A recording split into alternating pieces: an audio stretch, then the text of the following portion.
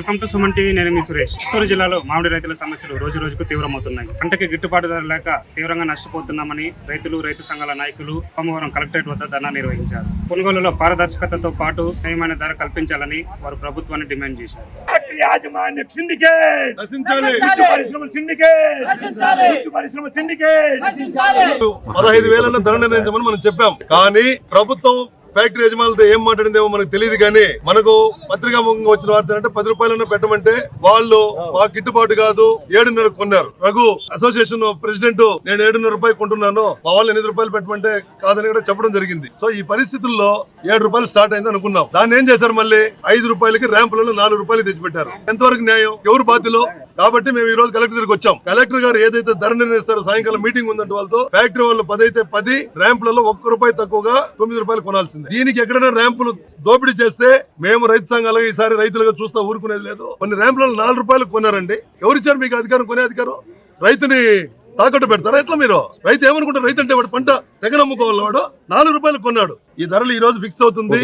సాయంకాలం కలెక్టర్ గారు మాకు రిటర్న్ గా రేట్ అడిగాం. మనం ఏ రేట్ ఇస్తాడో ఆ రేటు ప్రకారం మనము ర్యాంపులలో 1 రూపాయి తక్కువ తీయాలంతే. లేదంటే ర్యాంపులు ఎత్తాయండి మీరు. కాబట్టి దాన్ని పరిధిలో తీసుకొని రైతులను మోసం చేస్తే మాత్రం సరే, మేము టీం ఉంది, యాక్షన్ టీం ఉంది, కంపల్సరీ యాక్షన్ తీసుకుంటాము. ఏ రైతు మోసపోవద్దండి. మేము రైతులకు చెప్పేసా ఇదేమంటే తప్పకుండా రేపు రేటు 4-5 రోజుల్లో పెరుగుతుంది. మీరు కూడా కొంచెం ఓపిక గా సహకరించుకొని మంచి రేటు పొందాలని ఈ రోజు పత్రికాముఖంగా మేము కోరుకుంటున్నాం. ఇంత గవర్నమెంట్ ఉంది. ఈ రోజు అనేక బాధల్లో గవర్నమెంట్ వచ్చినా కూడా రైతులు విస్మరిస్తే రేపు వీళ్ళ పరిస్థితి ఏమి? వీళ్ళు ఈ మాదిరి వదిలేస్తే రేపు మళ్ళీ ఓటేద్దా వాళ్ళకి కూడా తగిన న్యాయం చేయాలని ముఖ్యమంత్రి గారు కూడా దీని మీద ప్రత్యేక శ్రద్ధ తీసుకోవాలా.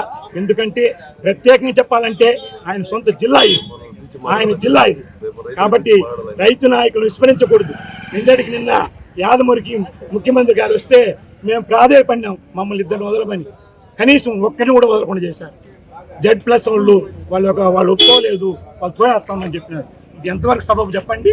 ఒక ముఖ్యమంత్రి గారిని ఒక రైతు నాయకులు కలవలేకపోవడం ఇంతకంటే షేమ్ ఇంకోటి ఉండదు. మా బాధ అర్థం చేసుకోకపోతే మీరు ఇప్పుడు 2 సంవత్సరాలు అయిపోయింది, ఇంకా 3 సంవత్సరాల్లో కూడా మీరు రైతుకి ఏం చేయకపోతే రేపు ఓటు ఎట్టేస్తారండి వాళ్ళు. అన్ని పార్టీల వాళ్ళు ఇక్కడ ఉండారు. రైతులకు మేలు చేస్తేనే రేపు ప్రభుత్వం కూడా మనుగడలో ఉంటుంది. ప్రత్యేక బడ్జెట్ ఇచ్చేయండి. మ్యాంగో బోర్డు పెట్టండి, రైతులను ఆదుకోండి. కాబట్టి మమ్మల్ని విస్మరించొద్దు, మమ్మల్ని కాపాడండి. రైతుల ఐక్యత.